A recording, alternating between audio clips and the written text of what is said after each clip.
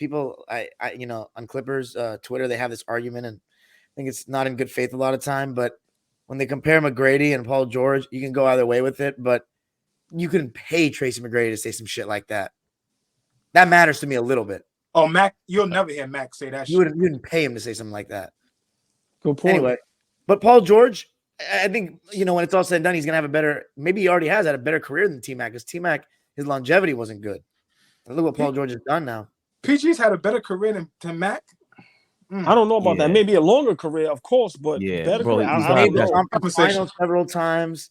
He's probably made the All-Star team more now. He's been all defense before. Good point. I think the people that played in that era always talk about Tracy McGrady and the defender he was.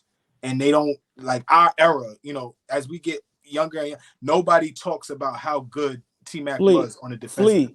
Nah, come on. Hold on. Deservedly so. Can I ask you deservedly so. But he was a lot better than what people give him credit for. So can I ask Paul George. Can I ask you a question? Hold on. Can I ask you a question? Yeah. And we could maybe save this for another show. Is T-Mac better than Indiana Pacers Paul George? No. Which Mac? Ooh. Whatever Mac. I'm just asking. It's easy. It's easy to forget. It's easy to forget, right? But let me tell you something. For a 4 to 5 year stretch, Tracy McGrady was 1, 2, 3 in the league. Easily. In what? Easily. Player. No, he wasn't. I'm a T-Mac guy. He got embarrassed by Kobe. KG, he's not better than KG, not better than Duncan, not better than Shaq, not better than Kobe, not better than Dirk. Rest in peace, Bean. Bean said that was my toughest matchup. Are you kidding me? That's at his position, Flea. Exactly. That's different than you just said. You're talking about Duncan, and we'd have to go by years. Not two. Hey, but I'm just gonna say never, this. 02 Duncan was the never. MVP. So, hold on. Speaking of which, no. Hold on a second. I'm glad you guys brought that up because T-Mac said the same exact thing Paul George said. Basically, he didn't think he was going to be that good when he went to Orlando. He surprised himself. Okay, but when he became that dude, he knew he was that dude. You feel me? He thought he thought a little bit too much of himself. Absolutely. You know what? Hold on a second. Mac never had any good teams in Orlando. Like, let's call a spade really a spade. I never got a team in Orlando. Hold on. Y'all know one reason why, right? Big shout out to Doc Rivers for that shit he did. The reason why Tim Duncan never went to the Orlando Magic. Big shout out to Doc Rivers for messing up another NBA franchise. How many idiot?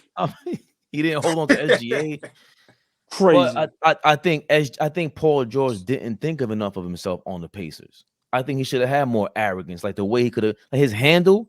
T-Mac had a better handle than Paul George. The way to get to his shot. I think he had the arrogance. He's running into the goal, bro. I don't think he did. He didn't have the arrogance yet. I don't think that was his coming out party. Like, we didn't know that Paul George was going to become who he was. Battling against LeBron in those Eastern Conference Finals. We had no. Danny Granger don't get hurt. I don't know. We might not hear Paul George.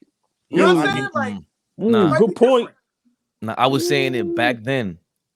Maybe he was for me to watch it, and then there's always politics involved. So you're right, because Danny Green is the best player on the team. How do you just dethrone him? You can't just do that. So you're right, Flea. I'm sorry, but in terms of how the hell you sitting on it in practice and you don't see what I see in the game, Paul George just looked like the best player, even as like a second-year player, whatever it was. He was just an all-around, do everything guy. I'm like, yo, he might be better than Granger.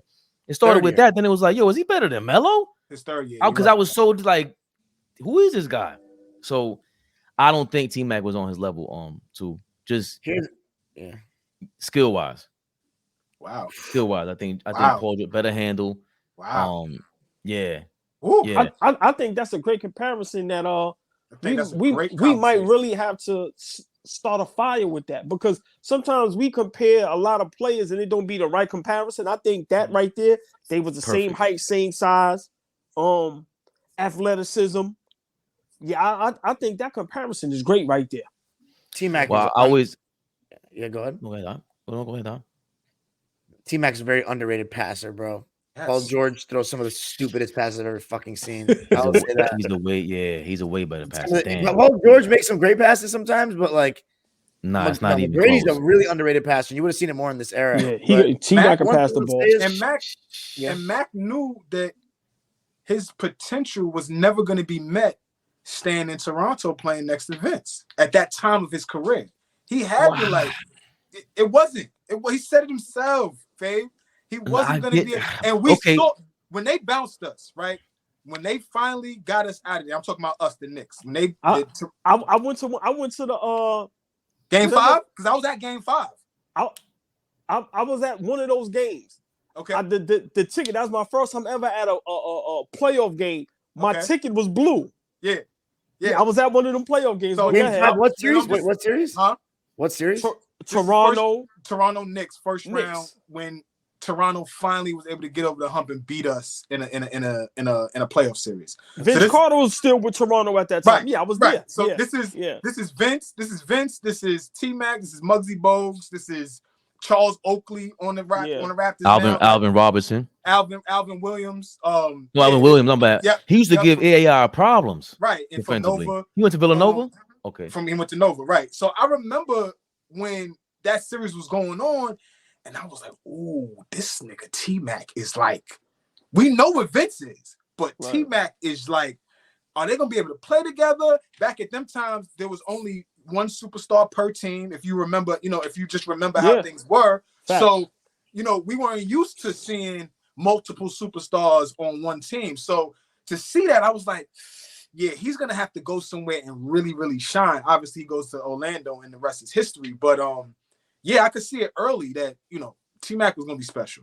But that's a great conversation. We need to dive into that T-Mac Paul George comparison. I'll start some mess. this week to spur. Yeah, I love it. You know how you up. Yep. Yeah. Yeah, it certainly is because they both laid back. They about the same kind of personality type. I think T-Mac, though, in terms of buckets, is more of a go-getter, though. Paul George be too passive. Thank you. T-Mac is definitely more aggressive. Yeah. Great mentality, attitude-wise as well. I definitely give you that. More of a dog for sure. Yeah, for sure. I don't want to argue that. I mean, he had. Well, we'll get. Come on, let's go to the next listen, topic. Man. Back-to-back scoring titles is not easy, baby. That's not easy. How many shots? Check it. Go. I don't know how efficient. I can go there. That was the whole era of chucking. That's what that era was. AI had led the league with 27 shots a game. It was crazy. Can you be considered the great scorer without a scoring title?